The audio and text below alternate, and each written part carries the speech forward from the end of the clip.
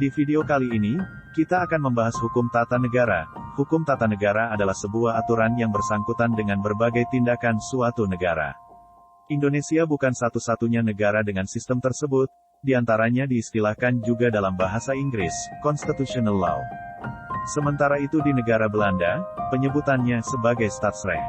Ketiganya berbeda dari sisi penyebutan saja, namun dalam definisinya tetap sama dengan tujuan hampir sama. McIver membedakan negara dengan masyarakat, ia mendefinisikannya sebagai sebuah organisasi. Adapun hukum tata negara yang didefinisikan oleh beliau menyangkut urusan organisasi dalam masyarakat tersebut.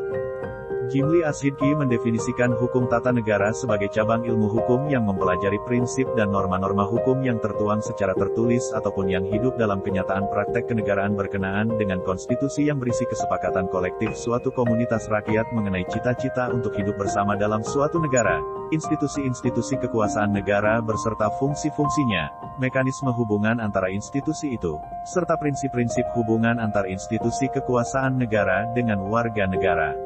Pembentukan hukum tata negara juga tidak sembarangan, melainkan dilandasi oleh berbagai tujuan. Hukum tata negara berikut ini mengejawantahkan berbagai pengertian dari Undang-Undang Dasar 1945 setelah melalui proses amandemen, memberikan pemahaman dan kesadaran bagi seluruh masyarakat Indonesia terkait hak serta kewajiban selaku subjek hukum tata negara, sesuai dengan Undang-Undang Dasar 1945, memberikan bantuan pemahaman kepada para pemula dalam meresapi ruang lingkup pengetahuan terkait hukum tata sebuah negara yang tepat, membuat seluruh masyarakat Indonesia akrab dengan teori dan implementasi hukum tata negara di Indonesia, dan mendukung berbagai studi ilmiah yang bisa saja dikembangkan terus-menerus terkait hukum tata negara.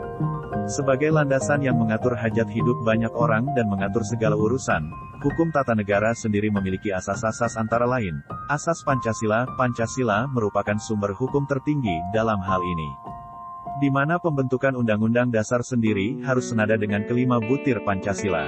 Berdasarkan kelima sila, nilai-nilai yang terkandung secara garis besar meliputi asas ketuhanan yang Maha Esa, asas perikemanusiaan, asas kebangsaan, asas kedaulatan rakyat, dan asas keadilan. Asas kedaulatan rakyat, pada dasarnya kekuasaan tertinggi dalam negeri ada pada tangan rakyat, namun dalam pelaksanaannya diwakilkan oleh Majelis Permusyawaratan Rakyat atau MPR. MPR sendiri membagikan tugas lagi kepada badan-badan di bawahnya, di mana semua harus patuh pada ketetapan hukum ini. Asas negara hukum, sebuah negara di mana saja harus berdiri berlandaskan hukum untuk menciptakan keadilan bagi seluruh rakyat. Seyogyanya wakil rakyat takut dan menjalankan amanah secara baik demi terlaksananya kesejahteraan seluruh lapisan dan kalangan masyarakat tanah air. Asas pembagian kekuasaan, pemisahan kekuasaan dimaksudkan supaya kerja para wakil rakyat lebih fokus sehingga tujuan semakin cepat tercapai. Contohnya di Indonesia ada 3 kekuasaan utama, yakni legislatif, eksekutif, dan yudikatif. Semuanya memiliki tugas serta tanggung jawab sendiri. Asas negara kesatuan, asas ini dimanfaatkan untuk mempersatukan banyak orang dalam satu tujuan dengan pedoman Undang-Undang Dasar 1945. Asas terakhir pembentuk hukum ini berperan penting dalam menciptakan persatuan serta kesatuan seluruh rakyat Indonesia. Terima kasih sudah menonton video ini. Jangan lupa like, komen, subscribe, dan share video ini. Kita bertemu pada video selanjutnya. Sampai jumpa.